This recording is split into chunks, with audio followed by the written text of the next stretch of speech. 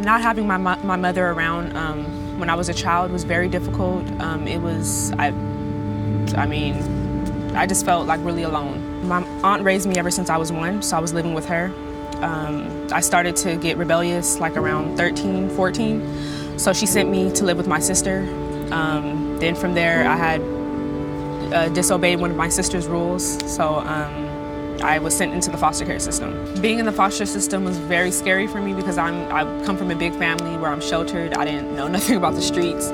So, I mean, it was just an eye-opener for me.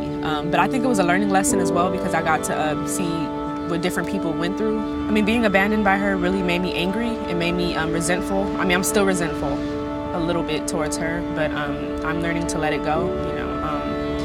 But it was very hard knowing that my own family member just tossed me away into the system. I never was really angry with my mother about her addiction because I knew it was a sickness. It was an addiction. So I was just mad at her for not, you know, being with me. But I kind of at the same time I wasn't selfish. I knew that my mother needed help.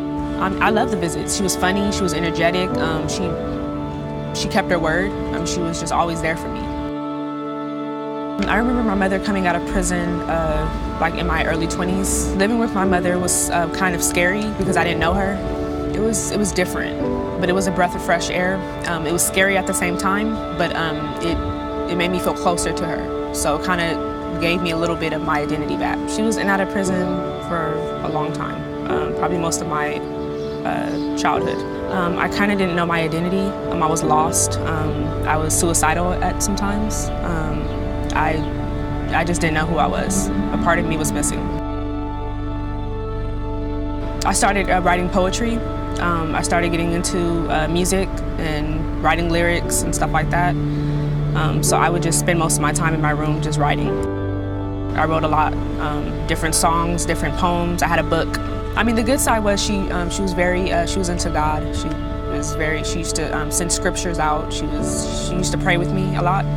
There's another side where she would get angry about just stuff that we would talk about, like stuff on TV, just simple stuff.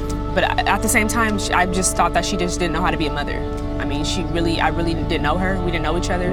I just felt conflicted. I didn't know what to do at the time. I mean, I still didn't give up hope on her, but I knew at that time, I just knew that I had to get out. Having her absent in my life was very rough. It was very hard on me. She just was gone too soon. I feel like I was just getting to know her, just getting to build a relationship with her. So having her just pass away like that, I was mad, I was angry, and I was just done. Having my sister by my side really has helped me cope with the passing of my mother. I still write. I write a lot of like poetry, reviews on different stuff. So that helps me a lot. Just started writing just to get my emotions out there. So writing actually just helped me cope with, you know, just life in general. People should know that I kind of felt alone. I felt like I didn't have anyone. I didn't have an identity. I didn't feel like I had a purpose in life. I never wanted to, you know, go down the same path as she did. I always wanted better for myself. I actually want to be a magazine editor. That kind of opened my eyes a little bit more. Like, this is my, you know, purpose in life.